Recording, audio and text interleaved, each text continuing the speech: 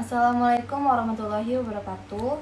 Perkenalkan, nama saya Sonia Kairnisa, NIM F1C12108 dari Prodi Kimia kelas R002. Untuk memenuhi remedi UTS Praktikum Kimia, kali ini saya akan menjelaskan praktikum percobaan 1 sampai percobaan 4. Pertama, pada percobaan 1 yang berjudul pengamatan ilmiah dan stoikiometri pengukuran KClO3. Pengertian hipotesis. Hipotesis adalah jawaban sementara terhadap masalah yang masih bersifat praduga karena masih harus dibukti kebenarannya. Yang kedua, ilmu ilmiah. Ilmu ilmiah adalah suatu pernyataan di dalam dunia ilmu pengetahuan yang berawal dari suatu hipotesis dan dibuktikan dengan percobaan-percobaan yang menyangkut teori-teori hipotesis. Sedangkan percobaan adalah suatu tindakan dan pengamatan yang dilakukan untuk mengecek atau menyalahkan hipotesis atau mengenali hubungan sebab akibat antara gejala.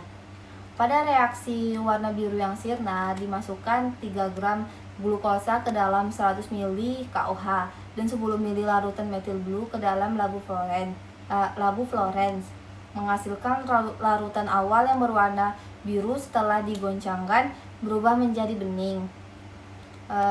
Reaksi penguraian KClO3 persamaannya 2 KClO3 dalam bentuk solid menghasilkan 2 KCl dalam bentuk solid ditambah 3 O2 dalam bentuk gas.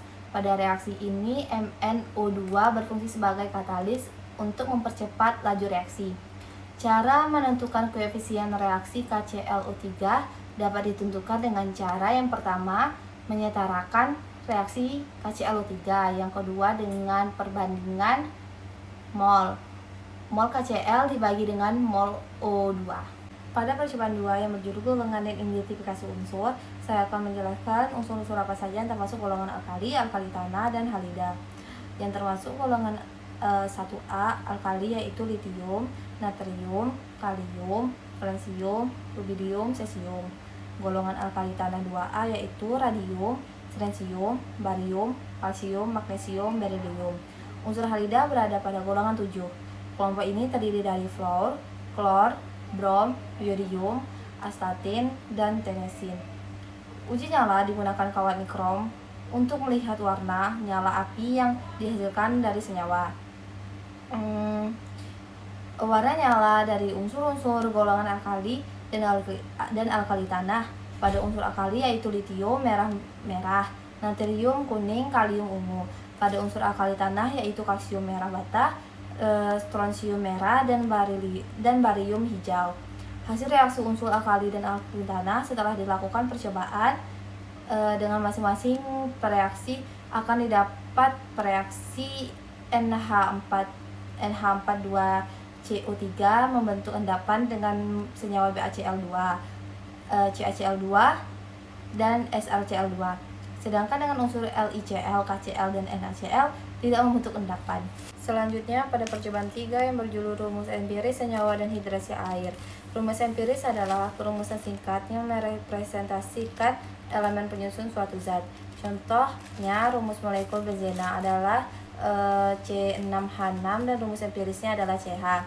Sedangkan rumus yang sebenarnya untuk semua unsur dalam senyawa dinamakan rumus molekul. Misalnya hidrogen peroksida mempunyai rumus nyata H2O2, ini berarti rumus molekulnya H2O2, sedangkan rumus empirisnya HO. Senyawa hidrat adalah senyawa yang mengandung molekul air.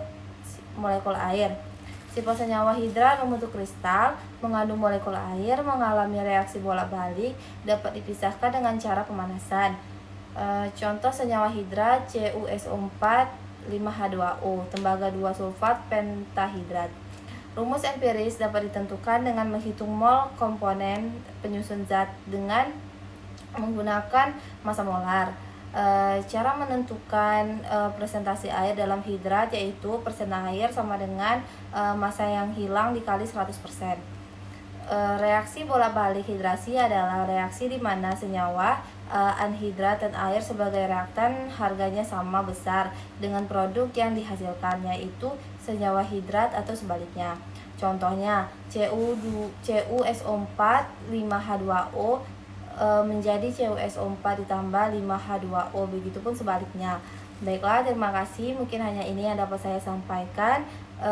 Lebih dan kurangnya saya mohon maaf. Saya akhiri dengan wassalamualaikum warahmatullahi wabarakatuh.